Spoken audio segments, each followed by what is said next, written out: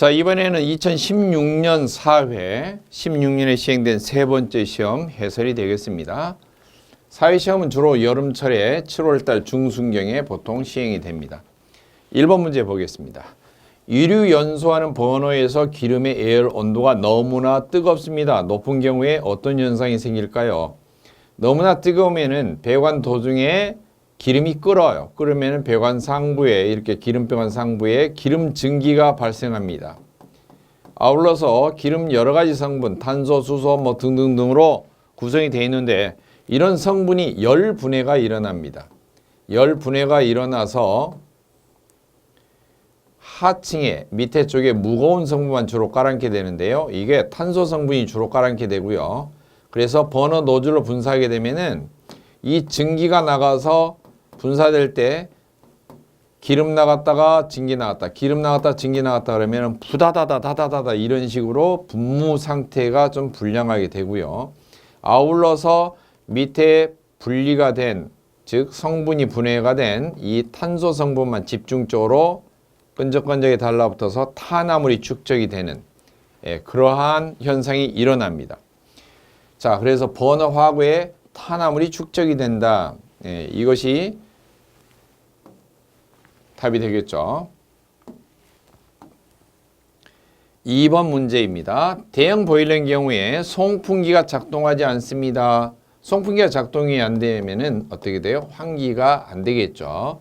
그래서 전자밸브가 열리지 않고 점화 자체가 정지가 되는, 저지하는 인터록은 뭘까? 이런 경우를 프리포즈, 즉 환기가 안 된다. 프리포즈 인터록 그렇게 부르죠. 불착한 인터록은 연소 도중에 불이 갑자기 꺼졌다든지 그러면 화형 검출기가 감지하고 있다가 불을 꺼주는 것이죠. 전자밸브가 차단되는 것이고, 저수위 인터록은 고저수위 경보기가 수위를 감지하고 있다가 안전 저수위 이하로 감수가 되면 작동되는 것입니다. 그 다음 압력 초과 인터록은 압력 제한기가 설정된 압력을 초과하는지 감시하고 있다가 설정된 압력이 초과되면은 곧바로 전자밸브를 작동시켜서 연료를 차단해주는 시스템입니다. 자, 문제 3번입니다. 가압수식을 이용한 집진장치가 아닌 거 그랬는데요. 가압수식, 가벤 사충 이렇게 해온대요. 주로 가압수식은 벤츄리 스크래버, 사이클론 스크래버, 그 다음에 충격식이 아니고요. 충진탑, 충진탑이고요. 제트 스크래버도 해당됩니다. 가벤 사충제 이렇게 하는데요. 이 충격식이라고 하는 것은 해당되는 집진장치가 아닙니다. 문제 4번. 절탄기에 대한 설명을 옳은 것. 절탄기는 석탄을 전략한다. 그런데 보일러에 공급되는 급수를 예열하는 장치입니다. 별도로 가열하는 게 아니고 배기가스의 열로 급수를 예열하는 장치입니다. 자, 급수를 예열할 때는 일반적으로 물이 끓기 전에 그냥 따뜻한 채로 집어넣는 것이죠. 그래서 포화 온도 이하로 이렇게 가열을 해주는 것이고요. 급수를 예열하면은 갑자기 찬물이 들어가는 것이 아니고 따뜻한 물이 들어가기 때문에 보일러 안에서 갑자기 찬물 들어갔을 때 한쪽은 수축되고 한쪽은 팽창되어 있고 이런 열 응력, 열에 의해서 온도차가 심해서 발생하는 응력을 없애줄 수가 있습니다. 자, 보겠습니다. 1, 2, 3, 4를 전체 읽어보는데 여러분이 필수적으로 알아야 될 게 있죠. 급수하고 보일러수 온도차가 많이 나면, 너무 찬물이 들어가면 안 좋은데요. 이처럼 급수를 예열해서 들어가면 온도차가 별로 없어지죠. 그래서 열응력을 줄여줄 수 있는 효과가 있습니다. 문제 5번입니다. 분진가스를 집진기 내에 충돌을 시키거나 열가스 흐름을 반전, 바꿔주거나 해서 급격하게 기류 방향 전환해서 분진을 포집하는 집진장치는 뭔가 한 가지 물체는 한 방향으로 움직이려면 방향 전환하기가 힘들어요. 가려고 하는 방향 그대로 갑니다. 그런데 배기가스 같은 경우는 가령 통로 중에 이런 장치가 있어요. 배기가스가 날아가다가 이렇게 방해판이 돌출이 되어 있으면은 배기가스는 가벼우니까 싹 빠져나가는데요. 먼지 성분은 띵 갔다가 헤딩하고 방향 전환을 못하고 밑으로 떨어지게 됩니다. 이런 원리를 이용하는 게 관성역시 집진장치 그렇게 부르는데요. 사람도 빠르게 빨리 달리다가 멈춰도 갑자기 이렇게 회전해서 코너를 돌려고 그러면 한쪽으로 바깥쪽으로 쏠리죠. 방향전환이 쉽게 되지 않습니다. 그런 원리를 이용하는 것이 관성역식 집진장치라고 합니다.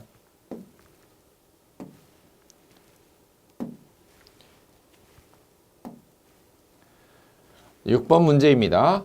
비열이 0.6kcal/kg 도시인 어떤 연료 30kg을 15도에서 35도까지 예열하고자 할 때 필요한 열량. 양이 나오면 양비온 그랬죠. 양이 30kg이고 비열은 0.6 나와 있죠. 온도차는 15도에서 35도니까 35도, 높은 온도에서 낮은 온도 15도를 빼겠죠. 계산기를 전체를 누르면은 20에 2, 3은 6, 6, 36. 그래서 3600에서 360kcal 이렇게 나오겠죠. 답이 2번이 되겠습니다. 문제 7번이 되겠습니다. 습진기 엔탈피의 Hx를 구하는 식으로 옳은 거. 기호가 이렇게 나와 있는 거예요. 자, 그러면 습진기 엔탈피는 어떻게? 습진기부터 한번 보죠. 물이 온도가 올라가는 것을 수직으로 놓고 열량이 들어가는 것을 수평으로 놓는다면은 0도 상태부터 열량이 들어가면 온도가 올라가다가 어느 시점 되면 더 이상 온도가 올라가지 않고 열량만 들어가죠. 그 다음에 다시 온도가 급상승하는 지점이 나오는데요. 각각 상태를 보면은 이처럼 온도가 멈춰서 열량만 들어가는 상태가 포화수 상태입니다. 이제 방금 끓기 시작한 거고요. 그 다음에 다시 온도가 상승하기 시작하는 지점이 나오는데 이 경우는 물이 한 방울도 남지 않고 100% 다 증기로 된 경우예요. 이게 건포화 증기 상태예요. 그러나 대부분은 증기가 어떻게 나오느냐면은 보일러 안에서도 그렇고요. 물이 일부 남아있는 상태인데 끓고 있는 도중에 중간에 이처럼 증기가 나오는 거죠. 이런 것을 스포화 증기라고 합니다. 전체 증발 담열 가운데서 50%만 흡수가 되면은 중간에서 50% 지점에서 증기가 나오는 것이고요. 75%까지만 흡수가 되어 있으면 75% 지점에서 증기가 나와요. 따라서 이 스포화 증기가 지니고 있는 전체 열량, 전체 엔탈피는 물이 될 때 흡수했던 열량과 전체 증발 담열 가운데에서 요만큼 퍼센트, 이 퍼센트를 뭐라고 하냐? 건조도라고 합니다. 자, 그렇다면은 식으로 보면 어떻게 돼요?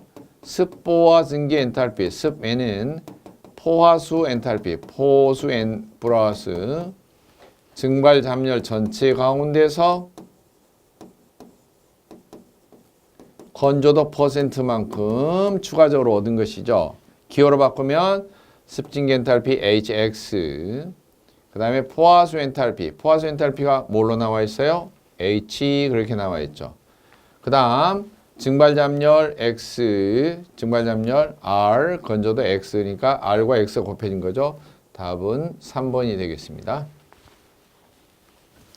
문제 8번 보겠습니다. 보일러 자동제어에서 제어량에 따른 조작량 대상을 오른 거. 제어량은 최종 목표예요. 최종. 조작량은 실제로 가감, 늘렸다 줄였다 하는 것이죠. 증기 온도를 제어하려면은 연소가스량, 그렇죠. 연소가스량, 이것은 논의 압을 조절할 때, 논의 압을 제어할 때 실제로 가감하는 것이죠. 논의 압을 제어할 때 연소가스량을 조작을 합니다. 그 다음에 증기 압력 또는 온수 온도, 증기 압력이나 온수 온도를 제어하려면 연료량과 또 공기량을 같이 조작을 하게 되겠죠. 그 다음 보일러 수면 높이를 하려면 급수량, 물 들어가는 양을 조작을 하게 됩니다. 논의 압력은 해당 상업적 논의 압력은 연소가스량. 그래서 가장 옳은 것은 2번이 답이 되겠습니다. 문제 9번. 화염 검출기의 종류 중 화염의 이온화 현상, 화염 이온화 그러면은 플레임 로드 그렇게 말하죠. 플레임 I는 뭐예요? 화염의 빛을 감지하는 것이죠. 스택 스위치는 뭐예요? 화염의 발열 현상을 감지를 해서 작동되는 화염 검출기입니다. 문제 10번. 원심형 송풍기에 해당하지 않은 것. 원심형 송풍기는 보일러에 자주 쓰는 게 암기 방법이 있었죠. 세 가지. 터, 풀, 다. 터보형, 플레이트형, 다익형. 터, 불, 다. 해당사항 없는 거 프로펠러형이죠. 문제 11번. 석탄에 성분이 많이 들어있을수록 연소에 미치는 영향에 대한 설명으로 틀린 거. 먼저 수분, 물기죠. 물기가 많으면은 불이 잘 안 붙어요. 착화성이 떨어집니다. 그 다음에 회분, 재가 되는 성분이죠. 재가 되는 성분이 많이 들어있으면은 불이 잘 안 타죠. 역시 연소 효율이 증가가 아니고 저하된다. 이렇게 되겠죠. 틀린 거 골라라 했으니까 2번이 답이 됩니다.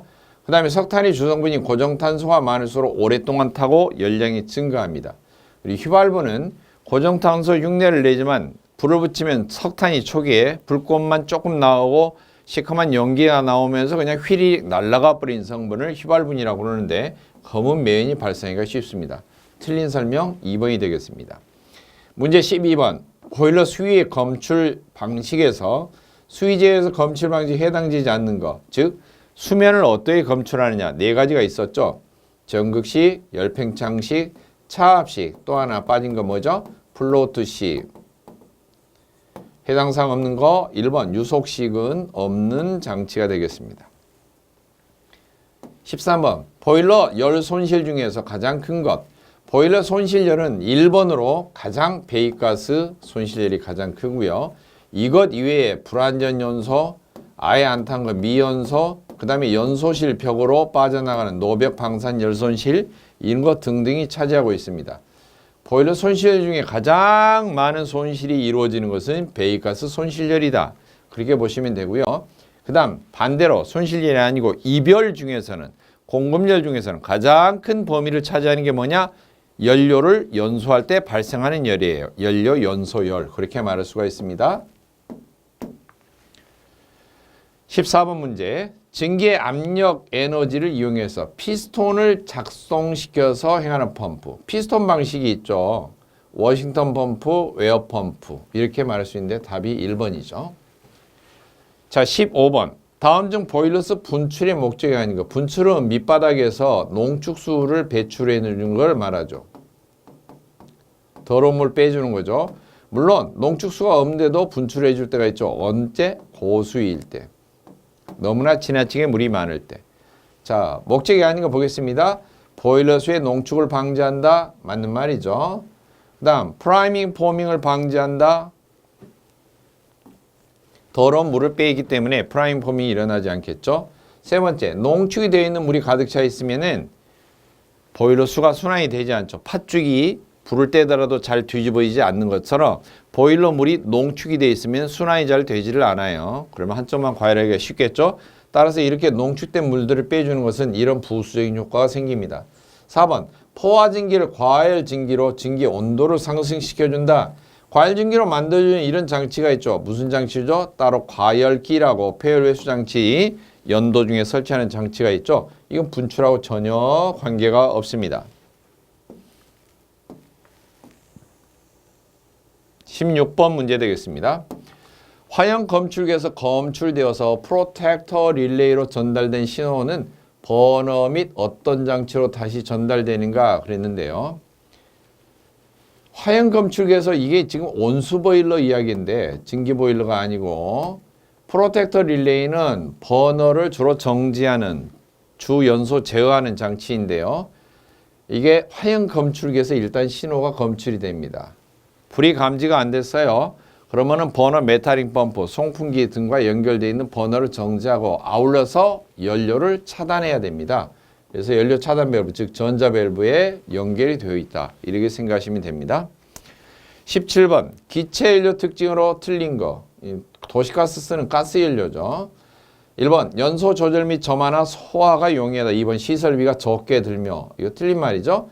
가스는 누출 위험, 폭발 위험 이런 게 크기 때문에 안전에 특별히 신경을 많이 써야 되고 서로 배관을 통해서 운반되는 도시가스 이외에 LPG라든지 이렇게 용기를 통해서 운반하는 것도 역시 별도의 장치가 전자 장치가 필요하고 설비가 많이 들게 됩니다. 안전을 위해서. 그리고 저장하기가 또 취급하기가 불편합니다. 이게 위험스럽죠. 그러나 여러 가지 안전장치가 많이 개발되어 있기 때문에 요즘에는 비교적 안전하게 사용할 수 있지만 그 전에 시설을 위한 것은 투자를 해야 되죠. 3번, 회분 재가되는 것이나 매연 발생이 없어서 연소 후에 깨끗하다. 그래서 기차연료, 가스연료를 연소시키는 경우는 이런 규정도 있죠. 집진장치를 설치하지 않아도 된다. 이런 규정이 있습니다. 4번, 연료 및 연소용 공기도 예열돼서 고온을 얻을 수가 있다. 자, 시설비가 많이 든다는 단점이 있죠. 다음 18번 문제 되겠습니다. 다음 수관식 보일러 종류가 아닌 것. 다코마 보일러, 수관의 대표적인 거, 가르베, 야로우 다 모두 수관 보일러인데요. 하우덴, 존슨, 브루동, 카푸스 이런 보일러들 다 어디에 속해요? 노통연관에 속합니다. 19번 보일러 1마력을 열량으로 환산하면 지난 회차에 문제 풀었었죠. 보일러 1마력의 규정부터 알아야죠. 표준 상태에서 상당 증발량이 1시간 동안에 15.65kg씩 발생하는 것을 특별히 보일러 1마력이라고 부릅니다. 상당 증발량은 표준 상태를 뜻하므로 이걸 열량으로 바꾸면은 이 양 곱하기 엔탈피 증발량량에 해당되는 539를 곱해서 8435.35kcal에 해당되면은 1마력 그렇게도 부릅니다. 따라서 답이 4번이 되겠습니다. 자, 20번. 연관 보일러에서 연관에 대한 설명. 연관이 있으면 보일러 물이 차 있고요. 노통이 있다든지 노통으로 나간 가스가 연관으로 다시 되돌아오는데 연관 속에는 연기가 흐르는 거죠. 즉 연소가스가 흐르는 것이고 그 바깥쪽에 보일러수, 물이 둘러싸고 있는 것이죠. 자, 이걸 통해서 한번 보겠습니다. 관의 내부로 연소가스가 지나가는 관 맞죠? 관의 외부로 연소가스가 지나간다. 해당 사항 없죠. 수관은 이렇게 돼 있지만 관의 내부로 증기 아니고요. 관의 내부로 물 아니죠. 답은 1번이 되겠습니다. 문제 21번. 90도씨의 물 1000kg에 55도씨의 물 2000kg을 혼합시키면 온도는 몇 도씨가 되는가? 이게 혼합 전이나 열량 합계는 혼합 후의 열량하고 같습니다. 두 개를 만약 섞었다면은 혼합선에 뭔가 1번, 2번의 물체를 섞었어요. 그랬더니 3번 혼합후가 됐습니다. 1번의 총 열량, 2번의 총 열량 합한 것은 결국엔 3번에 혼합된 다음에 열량하고 같다라고 하는 거죠.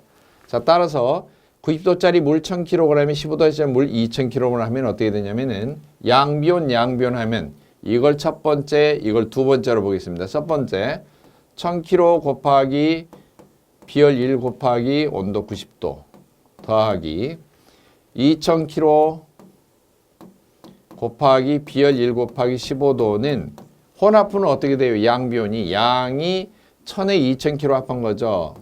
1000 더하기 2000. 비열은 물론 그대로 물이니까 1이고요. 혼합부에는 온도를 잘 모르겠죠. X죠. 따라서 이 부분을 왼쪽으로 옮겨서 나누기로 이항 정리하면 되겠습니다. 물론 비열이 똑같이 1 하니까 왼쪽 오른쪽 다 약분해도 되죠. 실질적으로는 1000 곱하기 90, 2000 곱하기 15를 1000 플러스 2000, 3000으로 나눠주는 식이 되죠. 그러면은 계산기 누르면은 혼합후의 40도가 정답이 되겠습니다. 22번 문제입니다. 유료 보일러에서 시스템에서 중유를 사용하는데 흡입식의 여과기. 자, 일반적으로 중유 배관에서 흡입식에 사용하는 것은 약 60메시, 20 내지 60메시가 되고요. 이 중유를 여과기를 설치해서 여과기 전후로 압력차가 너무 심하게 되면 여과기 속에 여과망이 찌꺼기로 많이 막혀 있다는 소리가 됩니다. 그래서 추가적으로 알아둘 지식은 여과기 출입구 차이, 입구 출구 차이가 0.02메가파스칼이 이상이 되면 여과망을 청소해 주어야 된다. 이거 하나는 추가적으로 알아두시면 좋습니다. 23번 문제입니다. 보일러 효율 시험 방법에 관한 설명으로 틀린 거 그랬는데요. 효율 시험 방법에서는 여러 가지 상태를 측정을 합니다. 보일러에 들어가는 급수량, 연료량, 심지어는 그 각각의 온도 이런 것 등을 전부 다 측정을 하는데요. 특별히 이 문제는 온도를 측정하는 것에 대해서 나온 것입니다. 먼저 급수는 급수 입구의 온도를 재도록 되어 있고요. 배기가스 온도계는 본체 끝부분, 전열면이 끝나는 부분에 측정을 하도록 되어 있고, 그 다음 증기 압력은 보일러 본체에서 보통 나갈 때 압력으로 부르동관식 압력계로 측정을 합니다. 그 다음 증기 온도를 잴 때는 과열기가 있는 경우는 온도계가 과열기 입구가 아니고 출구에 달도록 되어 있죠. 이처럼 온도계가 설치되는 게 급수 입구, 급수 온도계, 버너 입구, 급유 온도계, 그 다음에 본체 배기가스 온도계. 이건 이제 전열면이 끝나는 부분입니다. 이게 세 가지가 기본이고요. 과열기나 제열기가 있는 경우는 출구 쪽에 달도록 되어 있고요. 절탄기, 공기열기는 입구 출구에다 같이 달도록 되어 있어서 절탄기, 공기열기 입출구에 달린 경우는 특별히 본체 배기가스 온도계를 생략해도 됩니다. 이게 가장 전열면의 마지막 부분이 되니까요. 답은 23번에 4번이 되겠습니다. 과열기는 입구에 부착하는 온도계는 없습니다.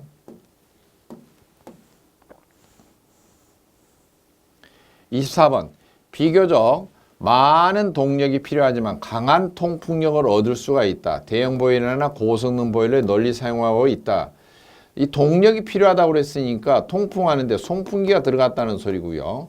송풍기에서 가장 강한 통풍력은 뭐냐면은 평형 통풍 방식입니다. 즉 압입하고 흡입하고 같이 설치된 평형 통풍이 가장 강력한 통풍력을 얻을 수가 있습니다. 25번 문제. 고체 연료 비를 가장 설명 잘한 것이 뭐냐? 연료 비는 고체 연료로서의 가치를 나타낸 건데요. 고체 연료 중에 가장 열량이 많이 나고 연소에 실질적으로 도움이 되는 게 뭐냐? 고정탄소죠. 그리고 나머지 성분 중에서 특별히 휘발분으로 나눠보는 것인데요. 휘발분은 열량이 나는 것 같지만 연소 쪽에 불꽃이 나면서 휘리릭 하고 매연만 내면서 사라져버리는 성분입니다. 그래서 고정탄소와 휘발분을 나눠보는 것을 연료비라고 합니다. 답은 1번이 되겠고요. 연료비를 계산할 때 12 이상이 나오면은 무연탄 그렇게 말하고요. 7에서 12 사이가 나오면 유연탄 그렇게 말합니다. 유연탄. 자, 문제 26번입니다. 보일러 최고 사용압력이 0.1MPa 이하입니다. 이럴 때 과합 방지 안전장치 크기는 압력이 초과하는 걸 방지하는 게 뭐냐? 주로 안전 밸브 같은 것을 말해요. 또는 방출 밸브, 압력을 빼주는 것이죠. 일반적으로 0.1MPa 이하라는 단서가 없다면은 대체적으로 25회 이상이 일반적입니다. 안전 밸브가 25회 이상으로 부착하죠. 그러나 이처럼 과합 방지 안전장치, 주로 안전 밸브 장치가 25회 이상으로 하지만 특별히 작은 거 20회로 하는 경우가 몇 가지 있습니다. 먼저 최고 사용압력이 0.1MPa 이하. 두 번째 최고 사용압력이 0.5MPa 이하이고 안짜리면 500mm, 동체 길이가 1000mm 이하. 그 다음에 세 번째 최고 사용압력이 0.5MPa 이하이면서 전열 면적이 2제곱미터 이하. 최대 증발량이 5톤포 이하인 관류 보일러. 그 다음에 소용량 강철제, 소용량 주철제, 즉 소용량 보일러. 그런데 이 부분은 압력계 문자판 지름이 일반적으로 압력계는 이 지름이 얼마냐? 100mm짜리를 사용을 하는데요. 이거보다 작은 60mm를 사용해도 되는 경우가 있어요. 그 기준과 이 과합 안전장치, 방지 안전장치 20mm 이상으로 할 수 있는 것과 거의 1, 2, 3, 4번이 같고 유사하죠. 똑같습니다. 자, 27번 문제. 이건 답은 0.1MPa 이하니까 26번은 4번이 답이죠. 27번. 보일러 부속 장치에서 연소가스의 저온부식. 가장 관계가 있는 게 저온부식이 어디에서 일어난다고요? 과제 절공에서 절공. 그러면 과열기, 제열기는 뭐가 일어나요? 연소실이 가까우니까 고온부식이 일어난다.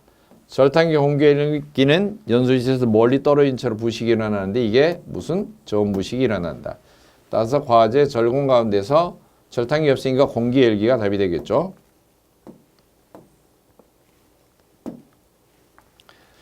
자, 28번 문제. B점이 낮은, B점은 끓는 점입니다. 끓는 온도, 낮은 물질인 수은이나 다우섬 넣는 거. 수은 다우섬, 물 대신에 수은 다우섬 넣는 게 특수 열매체 보일러 또는 특수자 떼고 열매체 보일러, 그렇게 부릅니다. 29번 문제. 어떤 보일러의 연소 효율이 92%, 전열면의 효율이 85%이다. 보일러 효율 구하시오. 일반적으로 보일러 효율식은 공급한 것분에 빨아들인 유효열입니다. 그럼 공급열이 어떤 개념이냐면 연료량에 곱하기 발열량, 그리고 위쪽의 유효열은 상당 증발량이 나올 때는 그냥 증발 잠열 539, 실제 증발량이 나올 때는 일일이 증비 엔탈피 빼기 급수 엔탈피, 이렇게 둘 중에 하나 넣으면 되죠. 그런데 연소 효율은 뭐냐? 불이 타는 정도고요. 전열 효율은 뭐냐? 열을 흡수하는 정도인데요. 연소 효율은 먼저 뜻이 공급열 분해. 공급열이란 것은 이론적으로 완벽하게 연소를 하면은 100% 맥시멈 최대로 나오는 열량입니다. 공급열 분해. 실제로 이것을 연소실에서 연소를 하면은 실제로 나오는 열은 이보다 좀 약간 적습니다. 그래서 실제로 나오는 열을 연소열이라고 하고요. 또는 발생열이라고 하고요. 공급열분의 연소열이 연소 효율이고요. 그 다음에 전열 효율은 뭐냐? 전열면 효율, 전열 효율은 이러한 발생된 열 가운데서 연소될 때 나오는 진짜 열 중에서 흡수된 효율이 전열 효율이에요. 그러니까 연소열분의 흡수열, 즉 유효열이죠. 이게 전열 효율인데 요거 두 개를 곱하게 되면 어떻게 되냐? 연소 효율 곱하기 전열 효율, 그러면은 공급열분의 연소열 곱하기 연소열분의 유효열, 그래서 분모 분자가 약분되면 공급열분의 유효열, 결국에는 효율식하고 똑같습니다. 따라서 이 말은 92%와 85%를 그냥 곱하면 된다. 퍼센트 놔두고 곱한 게 아니고 숫자로 바꿔서 일단 곱합니다. 0.92 곱하기 0.85. 근데 답을 할 때는 다시 퍼센트로 해야 되니까 결과에다 곱하기 100 하면 퍼센트로 고쳐지고요. 78.2%. 답 3번이 되겠습니다. 30번. 원수 온돌 방수 처리에 관한 설명입니다. 적절하지 않는 거. 왜 방수 처리를 할까요? 가정에 보면은 방바닥에 파이프를 매선해서 난방을 하는데 방수 처리를 하는 이유는 바닥의 흙 가운데서 습기가 올라오지 않도록 방수 처리를 해주는 거죠. 방수 처리. 물론 콘크리트 기초하고 이걸 뚫고 올라오는 것이 없도록 방수 처리를 하고, 심지어 벽이 있는 쪽에서도 벽 위로 10cm 정도 올라오게 방수 처리를 하는데, 방수 액체를 바르거나 또는 루핑, 빈 같은 것을 덮는다든지 이렇게 공사를 합니다. 그런데 이건 흙하고 접촉되어 있는 맨 아래층 1층의 문제예요. 이게 다층으로 여러 층이 있는 경우는 1층 천장에 해당되는 2층 바닥, 3층 바닥은 2층의 천장이죠. 이런 데는 흙하고 접촉이 되어 있지 않기 때문에 흙에서 올라오는 습기 이런 게 없어요. 그러니까 맨 아래층만 방수 처리를 하면 됩니다. 따라서 다층 건물에 있어서도 전층의 온수온돌에 방수 처리를 하는 것이 좋다. 이것은 적절하지가 않는 것입니다. 제일 밑바닥만 이렇게 방수 처리를 합니다. 31번. 압력 배관용 탄소관관의 KS 규격 기호는, 그런데 이 강관은 영어로 스틸 파이프예요. 그래서 ISP가 나오면 강관입니다. 다음에는 파이프의 용도인데요. 그냥 P 나오면 파이핑이 배관하다 그래서 배관용이고요. PS 그러면 프레저 압력인데 스탠다드 압력용, 그냥 일반 압력 배관용이고요. pH 그러면은 프레저인데 하이, 그래서 고압 배관용. 그 다음에 LT 그러면은 T가 온도 템퍼레이처고 L이 low 낮다라는 소리로 저온 배관용. HT 그러면은 high temperature, 그래서 고온 배관용. 이런 것 등등으로 나누고요. 그 다음에 특별히 강관은 강관인데 재질이 합금강으로 되어 있다. 합금은 영어로 all 그러면 모두 여러 가지 섞은 거죠.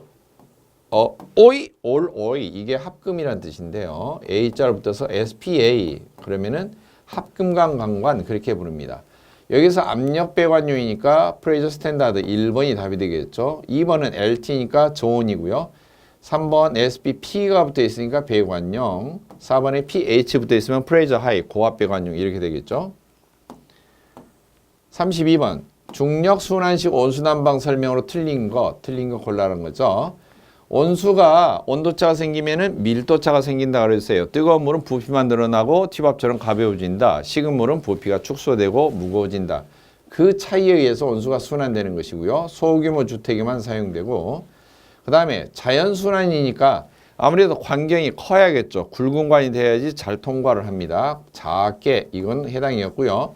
환경을 줄여도 되는 경우는 순환 펌프를 사용해서 강제로 순환하는 경우는 해당이 됩니다. 그래서 틀린 것은 4번이 되겠습니다. 33번 전열 면적 12제곱미터인 보일러의 급수 밸브는 일반적으로 20A 이상이죠. 단 전열 면적이 10제곱미터 밑에인 경우는 이하인 경우는 15A로 해도 된다. 이렇게 규정이 되어 있죠. 답은 12제곱미터니까 그냥 20A가 답이 되겠죠. 34번 문제. 보온재의 열 전도율과 온도의 관계를 맞게 설명한 것. 열 전도율은 온도가 높아질수록 온도차가 커질수록 전도도 잘 됩니다. 열이 잘 전달되는 거예요. 그래서 온도가 높아질수록 열 전도율은 커진다. 3번이 답이 되겠습니다. 문제에 해답이 나오는 2번을 3번으로 수정하시면 되겠습니다.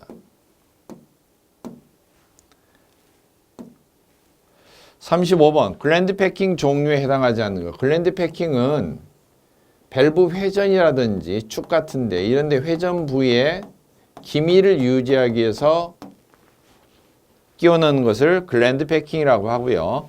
종류는 일반적으로 성면 각형, 성면 야한, 아마존 몰드 등이 있습니다. 그리고 그것을 다른 식으로 어떻게 조직을 했느냐. 편전 패킹도 있고 플라스틱 또는 메탈 재질도 있고요.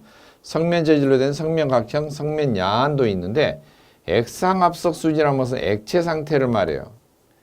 액체 상태로 된 것은 이런 거 패킹 쓰지 않죠. 액상압석 수지는 액체 플라스틱인데 어디다 쓰냐면 나사 이음을 할 때 나사에 발라주는 거예요. 나사 이음할 때 나사 겉에 발라서 부속을 조립하면 나중에 분해할 때도 그쪽이 어때요? 부식이 되지 않고 깨끗한 상태로 분해가 되는데요. 액체 플라스틱, 액체 합성 수지를 쓰거나 페인트 원액을 쓰기도 합니다. 나사 이음을 할 때. 2번은 글랜드 패킹용이 아니고 나사 이음할 때 발라주는 것입니다. 즉 나사용 패킹이라고도 합니다. 36번 배관 중간이나 밸브 펌프 열교환기의 접속을 위해서 사용하는 이음쇠로 분해나 조립이 필요한 경우에 중간에 끼우는 것. 대표적으로 플랜지가 있고요. 같은 역할을 하는 게 유니온이 있는데요.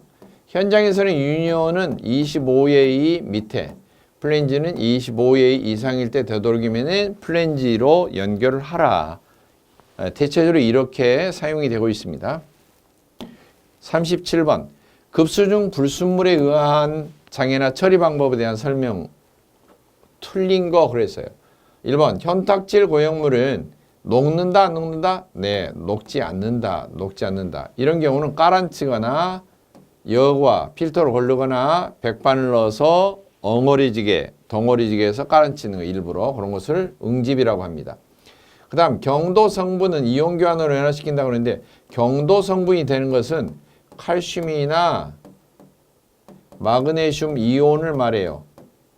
이 칼슘이나 마그네슘 이온은 현탁질 고형물이 아니고 녹는 것이죠. 용존 고형물이죠.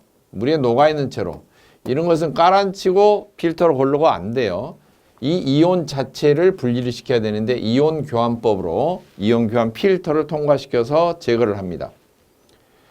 3번 유지류는 기름기 성분인데요. 배관을 작업을 했다거나 보일러 내부 청소나 또는 여러 가지 작업을 했을 때 기름기가 들어갈 수가 있습니다. 그런 것은 거품의 원인이 됩니다. 주로 포밍의 원인이 되지만 이온 교환 수지 능력이 좋아진다? 아니죠. 해당 사항 없는 거죠. 반드시 제거를 해야 되는 것이죠. 4번 용존 산소는 급수계통이나 보일러의 본체의 수관을 산화시키는데 주로 모양이 깨알처럼 부식되는 점식을 유발합니다. 38번 난방설비 배관이나 방열기에서 높은 위치에 설치하는 밸브. 가장 높은 쪽에 뭐가 걸릴까요? 어떤 배관 계통이 있으면 공기가 고이게 됩니다. 공기 빼기 밸브를 가장 높은 곳에 설치를 하게 됩니다. 39번 기름 보일러에서 연소 중에 화염이 전멸, 꺼졌다가 켜졌다가 전멸하는 등 연소 불안정한 상태가 발생하는 경우가 있습니다. 가장 거리가 먼 거. 1번 기름의 점도가 높다. 2번 기름 속에 수분이 물기가 혼입되어 있다. 3번 연료의 공급 상태가 불안정하다. 이런 경우는 분사가 제대로 되지 않다거나 분사가 되더라도 분사 상태가 양호하지 않는 상태가 되어서 불꽃이 불안정하게 되는데요. 4번 노내가 부합이다. 부합이란 말 뜻이 무엇인가? 대기압보다 높은 경우 플러스로 높아지면 정압이라고 하고요. 대기압보다 낮아지는 경우 그러면은 부압이라고 합니다. 그러면 연소실 안쪽에 노내가 연소실 내부가 어떨 때 이런 현상이 생기느냐? 정압이 되는 경우는 연소실 입구에 송풍기가 달려서 공기를 막 밀어 넣는 경우죠. 압입 통풍일 때 이런 것이 생기고요. 부압이 되는 경우는 뭔가 연소실이 압력이 점점 빠지는 건데 왜 그럴까? 연도 쪽에서 흡입 통풍으로 빨아들이는 경우죠. 흡입 통풍으로 빨아들이면은 입구에서 공기가 원활하게 더 빨려 들어가는 거예요. 이것하고 전혀 화염이 전멸하는 것도 관계가 없죠. 노내가 부합인 상태에서 연소를 했다.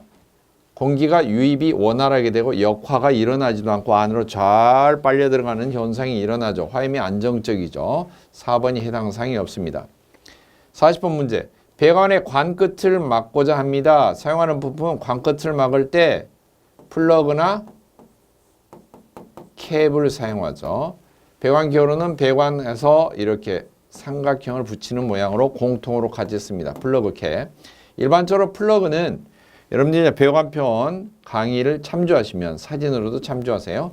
플러그는 부속품 안쪽을 막을 때 가령 배관이 이렇게 돼 있는데 이쪽 한쪽을 부속품을 막아야 돼요. 그러면은 부속품 안쪽으로 이렇게 나사가 꺾어져 있는 부품을 끼워 넣습니다. 그래서 채웁니다. 이런 것을 플러그라고 합니다. 전기 벽에 있는 콘센트에 플러그 끼우듯이. 그 다음에 배관 자체가 끝에 노출되는 경우는 배관 끝에 나사를 깎고 배관 사이즈보다 큰 부속품을 이렇게 끼워서 안쪽으로 나사가 난 것을 끼워서 막습니다. 이런 경우는 캡이라고 합니다. 캡. 이게 캡이고 부속품 안으로 끼워 넣는 것은 플러그라고 합니다. 자, 관 끝을 막을 때 캡이 사용되겠죠? 답은 4번이 되겠습니다. 41번 어떤 강철제 증기보일러의 최고 사용 압력이 0.35MPa인데 수압시험 압력이 어떻게 되느냐. 수압시험은 세 공안으로 나누죠. 0.43MPa 이하 0.43에서 1.5MPa 이하 1.5MPa 초과 이렇게 되어 있는데 0.35니까 0.43MPa이 못 되는 거죠. 이럴 때는 어떻게 해요? 2배로 합니다. 따라서 0.35 곱하기 2배 하면은 0.7MPa이 되겠죠. 답 3번이 되겠습니다. 42번 문제. 수난방 설비에 밀폐식 팽창 탱크에 설치가 되지 않는 것. 밀폐식 팽창 탱크는 완전히 밀폐가 되어 있어요. 밖에 공기하고 통하지 않죠. 바깥에 공기하고 통하도록 팽창 탱크가 설치가 되어 있는 것은 개방식 팽창 탱크라고 합니다. 바깥에 공기가 통하는 역할이 뭐냐? 배기관인데요. 또는 통기관이라고 하는데 이 통기관, 배기관이 설치되는 것은 개방식이에요. 팽창 탱크가 개방식과 밀폐식이 있죠. 그래서 밀폐식 팽창 탱크에는 상관이 없는 장치가 배기관, 그렇게 말할 수가 있습니다. 43번 문제입니다. 다른 보온재에 비해서 단열 효과는 낮고 약 500도 정도 이하의 파이프나 탱크, 연소실 벽 등에 발라서 사용하는 보온재가 있는데요. 이 규조토예요. 규조토. 흙을 버무려서 진흙처럼 개어서 이렇게 시공을 하고요. 그 다음에 이제 증기관 같은 경우는 겉에 이 붕대, 즉 석고 붕대처럼 된 것을 감고 그 다음에 본 테이프를 시공을 해서 마감을 합니다. 44번 진공환수식 증기난방 배관 시공에서 설명으로 틀린 것. 증기 중하는 흐름 방향의 200분의 1이나 300분의 1 정도 앞내림 기울기라고 도중에 수직 상향부가 필요할 때는 트랩 장치를 한다. 즉 이렇게 내려가게 하는데요. 수직으로 올라간 데는 여기다 뭘 달아라고요? 트랩을 달아서 응축수를 제거하라 라고 하는 거예요. 2번 방열계 분기관 등에서 앞단에 트랩 장치가 없을 때에는 50분의 1이나 100분의 1 앞 올림 기울기를 해서 응축수를 주관에 역류시킨다. 3번 환수관의 수직 상향부가 필요할 때는 리프트 피팅을 써서 응축수가 위쪽으로 배출되게 한다. 4번 리프트 피팅은 될 수 있으면 사용개수를 많게 하고 1단을 2.5m 이내로 한다. 리프트 피팅은 1.5m로 되어 있죠. 자, 이런 문제는 어떤 시공의 전문적인 내용이 제시가 되어 있어요. 이걸 다 외워서 여러분이 전문가의 솜씨로 이 내용을 안다. 그것보다는 사실 4번의 리프트 피팅이라고 하는 것은 1단 높이가 1.5m 이내다. 이것을 기본적인 사항을 알고 있는 것이 훨씬 도움이 잘 되겠죠. 문제 45번입니다. 보일러의 내부 부식에 속하지 않는 거예요. 그러니까 외부 부식을 물어보는 거죠. 보일러 외부 부식은 고온 부식과 저온 부식이 있습니다. 과열기, 제열기는 고온 부식, 절탄기, 공기열기는 저온 부식. 그렇게 말하죠. 답 4번이 되겠습니다. 46번 보일러 성능 시험에서 강철제 증기 보일러 증기 건조도는 몇 % 이상이어야 되는가? 원래 성능 시험한다, 즉 효율을 측정한다, 이런 테스트를 한다 그러면은 모두 다 실측이 원칙입니다. 실제로 측정하는 것이 원칙이나 실측하기 어려운 경우는 표준을 적용을 합니다. 그럴 때 강철제 보일러의 건도는 0.98, 다른 말로 퍼센트 98%, 주철제 보일러는 0.97의 증기 건도를 적용합니다. 97%. 따라서 강철제니까 0.98, 98%가 답이 되겠습니다. 4번이 답이죠. 47번 보일러 사고 원인 중에 취급상의 사고 원인이 아닌 것, 취급상하고 크게 사고 원인은 제작상의 원인이 있죠. 제작상의 원인은 재료가 안 좋다든지 구조 설계가 잘못되든지 강도가 부족했다든지 용접이 결함이 있다든지 여러 가지 등이 있죠. 따라서 제작상의 원인은 재료 및 설계의 불량, 이게 바로 제작상의 원인에 해당되죠. 문제 자체가 취급상의 원인이 아닌 것이기 때문에 제작상의 원인을 물어본 것이죠. 자, 48번 문제입니다. 실내 천장 높이가 12m인 극장에 대한 증기난방 설비를 설계하고자 합니다. 이때 난방부와 계산을 위해서 실내 평균 온도를 계산해 보려고 합니다. 단 호흡선, 숨을 쉬는 코 높이는 1.5m이고 그때 실내 온도는 18도씨입니다. 그러면 이렇게 문제가 48번 지금 현재 근래 10년 동안에 이것은 두 문제 출제가 됐어요. 두 번 출제가 됐는데 전문적으로 이제 공조 계산할 때 출제가 되는 거예요. 에너지 관리라기보다는 전문적인 공조. 근데 어떻게 계산을 하냐면은 사실은 1.5m에서 그냥 측정한 게 실내 공기 온도다. 그게 아니고요. 이처럼 천정이 너무나 높은 경우는 보정을 해줍니다. 평균 온도는 지금 1.5m에서 온도를 T라고 하고요. T도시. 평균 온도, 실내 평균 온도 TM은 1.5m에서 실내 온도 T 플러스 0.05 곱하기 T, 0.05T 곱하기 전체 천정가의 높이 H-3m 이렇게 해줍니다. 자, 이거 간식으로 이용해서 대입해서 푸는데요. 지금 이 식으로 하면은 1.5m에서 온도는 18도, 천정 높이가 12m니까 그대로 대입하면은 평균 온도는 18도 플러스 0.05 곱하기 18 곱하기 가로 천정 높이 12m 빼기 3m 이렇게 됩니다. 자, 계산기를 눌러서 최종 답이 어떻게 되느냐? 26.1도 이렇게 나오는데요. 답이 2번입니다. 이 문제 같은 경우는 전문적인 문제로서 이렇게 식을 모르는 경우는 전혀 손댈 수 없는 문제죠. 49번 문제입니다. 보일러 강관의 가성취화 현상 특징으로 틀린 것 그랬어요. 가성취화는 알칼리 부식이라고도 하죠. 알칼리가 너무 강할 때 일어나는 겁니다. 고압 보일러에서 보일러수의 알칼리 농도가 높을 때 발생합니다. 발생하는 장소가 수면 상부의 그게 아니고요. 가성취화는 보일러 수가 알칼리가 강할 때 일어나는 거예요. 보일러 수가 접촉이 돼야 돼요. 보일러 수면이 위쪽에 있는 경우는 알칼리 부식하고 관계없고 보일러 수면이 접촉하고 있는 아래쪽에가 부식이 일어나는 거예요. 그러니까 발생하는 장소가 수면 상부가 아니고 밑에 쪽입니다. 리벳과 리벳 사이에 발생하기 쉽다고 했는데 이게 틀린 설명이고요. 발생하는 장소는 관 구멍이나 응력이 집중하는 곳에 틈이 많은 곳에 주로 생기고 외견상 겉으로 볼 때 깎였다든지 두께가 없어진다든지 얇아진다는 건 부식성이 없고 극히 미세한 불규칙적인 방사상 형태를 균열이 간 듯한 형태로 부식이 된다. 발뒤꿈치 갈라지듯이 부식이 된다. 그렇게 생각하시면 됩니다. 50번 문제. 보일러에서 발생한 증기를 송기할 때 주의사항, 송기입니다. 그리고 틀린 거 골라라. 송기할 때 주의할 점은 이걸 급계한다든지 또는 여러 가지 조치를 취할 때 초기에 취해야 되는 것들이 나중에까지 조치를 안 취하는데 그러면 안 돼요. 자, 첫째, 주인기나의 응축수를 배출시킨다. 이게 자동으로 트랩이 설치가 돼 있어서 자동으로 빠지면 모르겠지만은 배출이 안 돼 있는 응축수 또는 수동으로 빼주는 드레인 밸브 같은 경우가 있으면 그걸 빼고 송기를 합니다. 물론 뺀 다음에 드레인 밸브를 수동으로 여는 경우는 다시 닫아줘야겠죠. 주식 밸브를 서서히 연다. 2번 맞고요. 송기한 후에는 압력계가 증기압 변동이 심하게 일어나는지 안정적인지 예의주시하고요.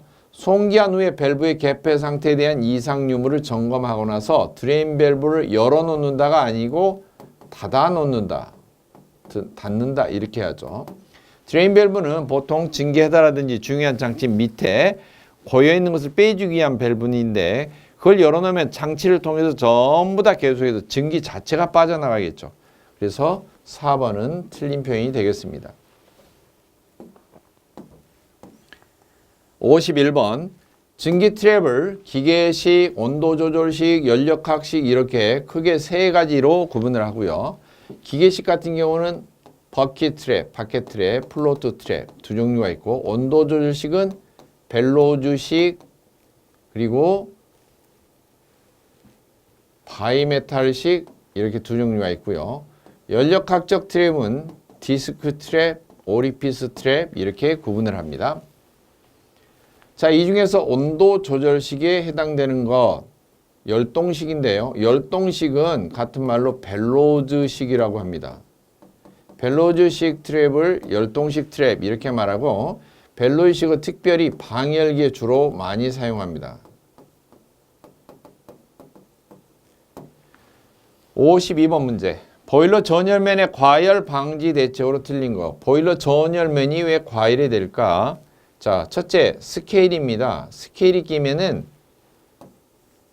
전열면 안쪽에 이처럼 물때가 끼게 되면은 부를 때에도 열 흡수가 잘 안 되고 방해된다고 그랬죠. 물론 일부분은 흡수가 되지만 대다수는 튕겨 나갑니다.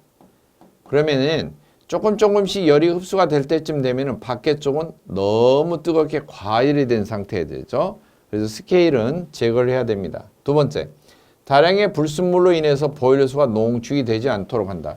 불순물이 많아서 보일러물이 농축이 되고 진해지면 이게 뜨거운 불을 닿아도 이게 순환이 되지 않아요. 얼른 뜨거운 물은 올라오고 식었던 물은 내려오고 이처럼 순환이 돼야지만 이 과일이 한쪽이 안 되는데 농축이 진하게 되어 있으면은 팥죽처럼 순환이 되지 않으면 과일 사고가 일어납니다. 그래서 농축이 되지 않도록 해야 되는데 적당하게 계속 주기적으로 분출을 하고 새로운 물을 급수를 해야 되겠죠. 세 번째, 보일러 수면이 안전 저수위 이하가 되지 않도록 한다. 물 자체가 또 낮아지면 과일사가 일어나겠죠. 네 번째, 화염을 국부적으로 집중 가열한다. 한쪽만 계속해서 집중해서 가열하면 그쪽 부위가 과열 사고를 일으키겠죠. 무슨 보일러가 영화 찍듯이 주유소 습격 사건 주인공처럼 영화 주인공처럼 한쪽만 때린다. 이거 안 되는 것입니다. 틀린 거 골라라 했으니까 4번이 답이 되겠습니다. 문제 53번.